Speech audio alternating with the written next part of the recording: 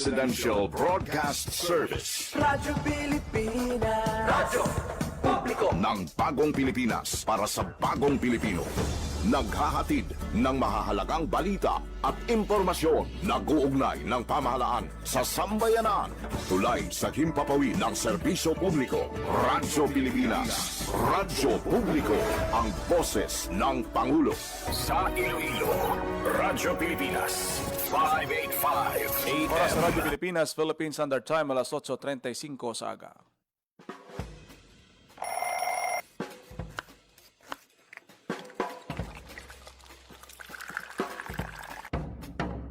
Aga sa Iloilo. Masako. Magahod. Mapagsik. Panibagong adlaw pagkatapos ng pahuway sang gabi antes.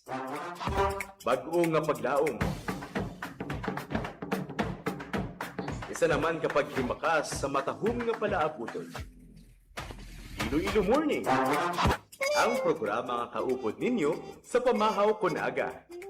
Magadulong sa labing ulihi nga balita, mga istorya halin sa Iloilo, kag iban nga bahin sang rehiyon, mga ginahuluhang balan, kag mga trending topic sa social media.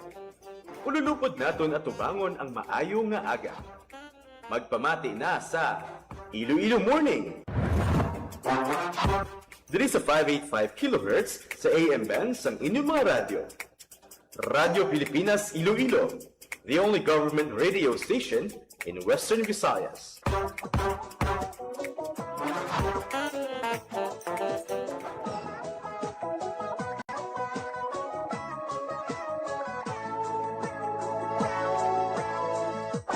Ayong aga Pilipinas, good morning Western Visayas. Welcome sa Iloilo Morning Program. Karon nga adlaw sang Martes. It's July 28, 2026. Pila na lang ka inadlaw kag magatakop na ang bulan sang Hulyo. Lausang san ulang to nagsugod ang bulan pero subong ari na kita sa katapusan. Pasalamat kita nga ari na kita sa katapusan sang bulan sang Hulyo. Daw hindi naton manutisyahan na kadamo sang event subong nga bulan sang Hulyo kag ari na kita sa katapusan nga semana. Manog Agosto naman. Preska pa sa aton siniyang paminsaron ang isa sa pinakadako man nga ginabantayan kahapon nga adlaw ining State of the Nation address ni President Ferdinand R. Marcos Jr. Siling sang imo tatay. Ang suna ni ang gwasi ni daw President's report no sang mga accomplishments at the same time mga lalambuton pa sang aton siniyang administrasyon. Sa balay, agutan ng kami. Kahapon nga adlaw, naging madinalag-on kid ining State of the Nation address ang aton siniyang presidente. Sa diin pila ka mga prioridad nga mga programa ang gintagaan gid emphasis ang aton siniyang presidente. Nag-umpisa ini siya sa padayon nga kausa sang iya sini administrasyon nga tinay manabat gid sa flood control issues. Nga ginatutukan gid ini sa iya sini iya nga administrasyon. Ang programa sa tax exemption sa aton siniya pila ka mga mamumugon. Ang pagdula, ang proposed nga pagdula sang system loss sa aton siniya nga ginabayaran nga electric bill, pag enhance, pag-intensify sa aton siniya nga programa o plan kontra baha. Muni ang isa sa mga ginapasalamatan sa aton siniya mga local officials. Diri sa may syudad sang Iloilo, si Mayor Raisa Treñas ginkalipay gid ang pagpanambit sa aton siniya nga presidente sa Iloilo ngati isa sa mga pilot area sang implementasyon sang Oplan kontra baha program. Na nakitaan man naton diri nga pila ka mga waterways naton halin sa nagligad no before pa sang rainy season actually nagsugod na ang dredging, clearing operation. At isa gid na sa mga manifestation suno sa aton siniya nga alkalde nga ginatutukan sa aton sini nga presidente ang ini nga kampanya kontra baha. Pasalamat kita diri sa Iloilo. Grabe ang mga inulan sa nagligad. Kay bagyong Quiapo pa lang. Kag sa nagligad nga isa pagid ka bagyo. Layo kita sa pwersa sang hangin pero ang habagat grabe ang dala sini nga ulan nga hasta nga naglabot sa punto gani nga naglapaw dito sa may area sang Aganan River sa Pavia no. Pero tungod sang aton siniya manami nga mga flood control project, especially ining flood control naton diri sa may area sang Takas, lapos diri sa may area sang Buhang, pagwa diri sa may dagat sa may Iloilo Guimaras Strait. Dako gid ang nabulig sini nga masalbar kita sa aton siniya nga sa pagbaha-baha diri sa may Iloilo. Ipalayag naton karon ang statement no sa aton siniya nga alkalde pagi siya sini nga spokesperson sa iya sini iya nga reaksyon sa nangin mensahe sang aton sini nga presidente. Ti imo ano ang imo sini nga reaksyon sa nangin mensahe sang aton sini nga presidente kahapon nga adlaw sa State of the Nation address niya. Let's continue to pray and support no nga matigayon ini. Hindi lang ini mahimo sang presidente nga siya lang no. Importante may coordination ini, may arasing support especially sa legislation. Sa legislative naton nga ang ini nga mga reforma, ini nga mga amendments sa imo yuhong nga tunga mangin katumanan no kag magtupa sa aton siniya nga mga pumuluyo. mapunggan. Ang iban na umpisahan na padayuno na lang. Hahahay.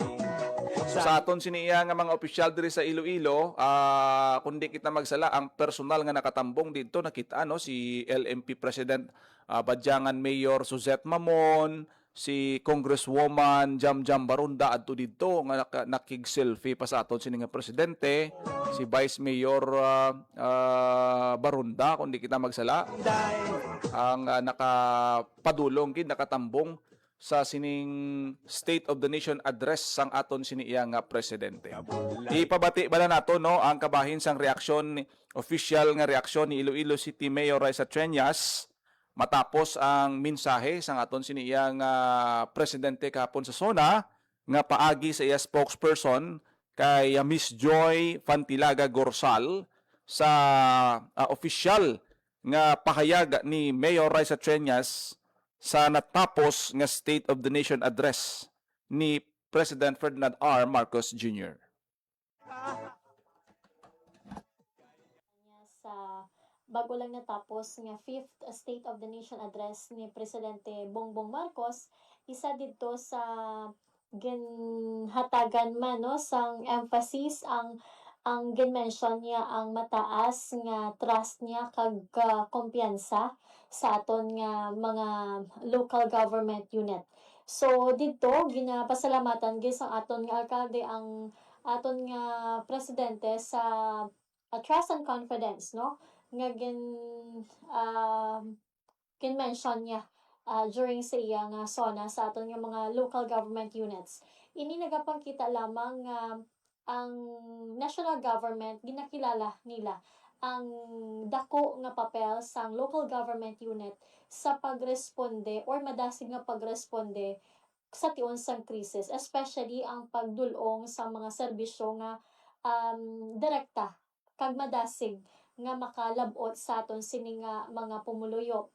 Also, isa man sa mga mention didto nga ang pilot beneficiaries sang Oplan kontra baha pinaagi sa Doli Tupad or ang tulong panghanap buhay sa ating disadvantaged or displaced workers ngang Iloilo is also one of the pilot areas no nga nagpatuman sang Oplan kontra baha. Dumduman ninyo, I believe last week of May or first week of June nalipat lang gid kita no nga gin-launch ang ining Oplan kontra baha diri man sa aton sa Iloilo City in particular no dito sa may tikod sang nagpaninlo ang aton sini nga mga beneficiaries no sang Doli Tupad sa aton sini nga waterways.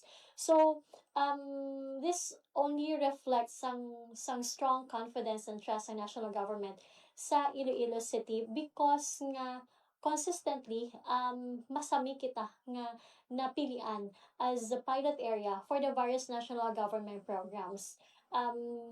Earlier, before isang sona ni Mayor, na mention niya no ang kasubong sini kung ginpamangko siya kung ano mga expectations, and ang expectations sa aton nga alkalde daw halos no na mention gid sang presidente ang krisis no ang sa flood control, and daw husto lang nga nagwa sa iya sining nga State of the Nation address. Hindi lamang ini ang mga program, many to mention no nga mga programs nga napilian kita diri nga mga pilot para sa pagpatuman sa sining nga mga programa sa national government.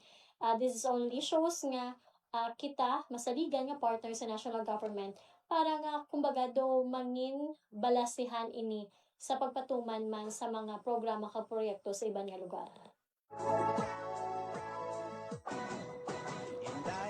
Nabatian si Miss Joy Fantilaga Gorzal, no, ang spokesperson ni Iloilo City Mayor Raisa Treñas. Kasunod sining reaksyon sang alkalde matapos ang sona sang aton siniyang presidente. Dughan ko sa imo nalipay. Oplan kontra baha, isa gid na sa mga makita naton diri nga proyekto diri sa bahin sang lokal nga panguluhan sang syudad sang Iloilo, kag isa sa mga hambal ni Mayor Raisa Treñas nag na-mention gapon sang presidente ang kumpiyansa sang aton sini national government sa local government naton sa pag-take sang initiative sa pag-implement sang pila ka mga program dako gid nga bagay. Ginhambal gapon sa presidente nga dako gid ang bulig, dako gid ang iyang pagsalig, ang kumpiyansa sa inisyatibo sa pagtinguha sang local government kag ang national government magapadayon gid sa pagsakdag sang mga programa, mahapos bala ang pag-implement sang national government programs kung ang aton nga LGU agresibo, aktibo, ang mga lideres naton aktibo sa pag-implement. Sini kay kung tanawon mo ang national government Sa imo kahagayon nagahimo sang palisiya o kung programa, pero ang implementation dako nga bagay dira, yara gid siguro masiling naton mga 80 to 90% sang program implementation. Halimbawa sa ano nga mga programa kontra gutom, kontra malnutrition, kampanya kontra baha, pag-implement sang mga infrastructure program nga funded sa aton siniyang national government, ang nagahimo sina ang aton nga lokal nga panguluhan. Ti karon kun matamad, mahinay mag-akto ang mga LGUs, dito hindi to karon ma-feel sang mga pumuluyo ang serbisyo. ako sa imo nalipay. Kaya mo ning mga dako nga mga na-mention kahapon, no, santo sa mga reaksyon sa aton siniya nga mga opisyales diri sa Iloilo. Kahagayon Sa bahin naman ni Congresswoman Jamjam Baron dati sa iya sining official statement sa 5th State of the Nation Address ni PBBM, ang isa sa mga iya gidto nakitaan kagagin dayaw man, no, sa mensahe sa presidente amo ining implementation sang tax relief nga sa mga naga-earn 350,000 below, dapat i-exempt sila sa tax.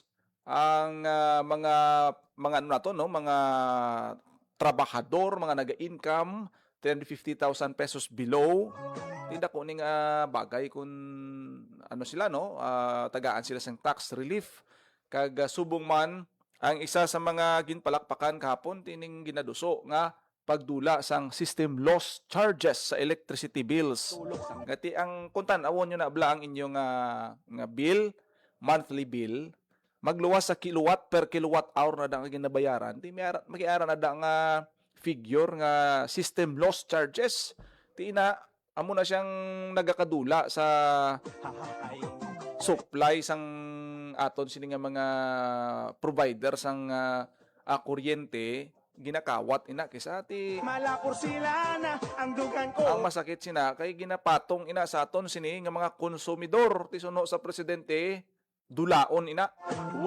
Kay ang pumuluyo hindi sina deserve nga ipatong mo na ang ila siniya nga nadula nga supply, babayaran mo sa imo sining mga konsumidor, ipatunga mo da sa ila para nga ma-shoulder o kung ma-cover ang loss sa ilang nga sistema, ti dapat katungdanan inayas ang kooperatiba nga dakpon tumudon i-identify ang mga nagkawat hindi niya pag-ipabayadan sa iban. Kabay pa nga matigayon ini no kay tigin hambal kahapon sa presidente nga it's about time to amend sang IPERA law nga ara na da mga about sa enerhiya naton nga mga amendments tan-awon ina nga doging tagaan gid emphasis ang presidente ang energy kahapon. Kay ti tama man ka obvious ang isa sa mga nagapanguna naton nga struggle this year ang conflict sa Middle East nga ti dako ginang impact sini sa bilog nga kalibutan especially sa may mga naga-import sang produktong petrolyo ting epekto siniya sa aton. Grabe kiti wala kita sang enough nga ano mga supply sang crudo, gasolina kag iban pa. So ang pag-encourage sa pumuluyo nga magkinot ginatagaan gid sang bugat sang emphasis sang aton sini national government paghatag sang assistance pag-reduce sang ginakonsumo nga enerhiya makabuli gid na pahagan-hagan sa aton siniya nga ginatubang nga krisis. Kag madamo pa ti sa aton sini nga mga kauturan siguro mayara sing mga nagkalain-lain man nga talaksan gauge ang aton sini mga pumuluyo kung paano nila tan-awon ang mensahe sa aton sini nga presidente sa madamo o kung malapad nga scope sang services nga ginalunsar sa aton sini national government. Damo pa no may sa transportation, scholarship, suporta sa aton sini nga mga mangunguma, kaga madamo pa. Ti ang call for support sini hindi di mahimo sang presidente nga iya lang departamento no kundi diri naton makitaan nga kun ang sistema naton maga-work kag masuportahan ini sang aton sini nga mga opisyales ani magtutok gid bala sila sa ano sa serbisyo gid no sa aton sini nga mga pumuluyo. Hindi imposible nga mangin madasig ang pag-deliver sang sini nga mga ginpang sambit sa aton sini nga presidente nga makabenepisyo gid sa aton sini nga mga pumuluyo. Amo ginaya permi mayara sing nagkalain-lain nga mga reaction after sang SONA. After SONA siguro ang goal diri is paano ma-achieve, paano ma-make sure nga ma-implement ini dayon. Kag that's the time nga kinahanglan nga magtrabaho na ang aton nga mga elected officials, ang mga opisyalis naton sa gobyerno from the president down to barangay to LGUs. Amo gid ang dapat tutukan dayon ang SONA isa lang na kadlaw. Pero ang pag-achieve sang goal sa mga programa kinahanglan ina pabalhasan, kinahanglan ina preparahan para mangin isa ka katumanan kag ini magpabilin nga damgo. May role dira ang kada isa, ang LGU halin sa barangay hasta sa aton sini mga government agencies. Nga ma-remind sila nga ti himuon ina nga matalunsay, madasig kag santo sa mga timeline no sang aton sini iya nga gobyerno. Hindi pwede nga tulugan mo. Dapat bugtawan mo gid kag i-make sure nga ma-implement ang ining manami nga mga handom kag ma-sustain ang ining mga programa nga naumpisahan para sa benepisyo sang aton sini nga mga pumuluyo. Oras sa Radyo Pilipinas, Philippine Standard Time, alas 8:56 sa pagpangalagan sa aton sini nga programa diri sa Iloilo Morning. Ang iban nga mga reaksyon sa aton nga mga officers, bantayan nyo sa aton sini nga Facebook page diri sa Radyo Pilipinas sa Iloilo. Kay try naton nga makuhaan man sang reaksyon ng pila naton ka mga kauturan. Actually, pre-SONA kag post-SONA diri sa Radyo Pilipinas Iloilo damo kita sa mga ginapang post no nga mga reaction, mga expectation sang aton sini nga mga kauturan, mga local officials naton may mga expectation sa mensahe sang aton sini nga presidente. Good morning gid kay may Jean Manikan Contriveda nga nagaupod sa aton sini nga pagpangalagad sa aton siniya nga mga nag-upload sa aton nga Facebook Live. Good morning gid sa inyo tanan-tanan. Sir Jason Bagorio. Good morning Sir Jason. Sa bilog nga staff sang JD Bake Shop nga nagaupod kag nagapamati sa aton sini nga pagpangalagad. DYLL 585 sa aton sini nga monitor sa aton sini nga radio kag sa aton nga Facebook Live diri sa Radyo Pilipinas Iloilo. Feel free gid kamo sa pag-comment kag sa mensahe sa aton sini nga mga programa kay aton ina nga basahon if may tion kita nga makuha man ang inyo sini nga mga reaksyon kag mga mensahe subong man messages.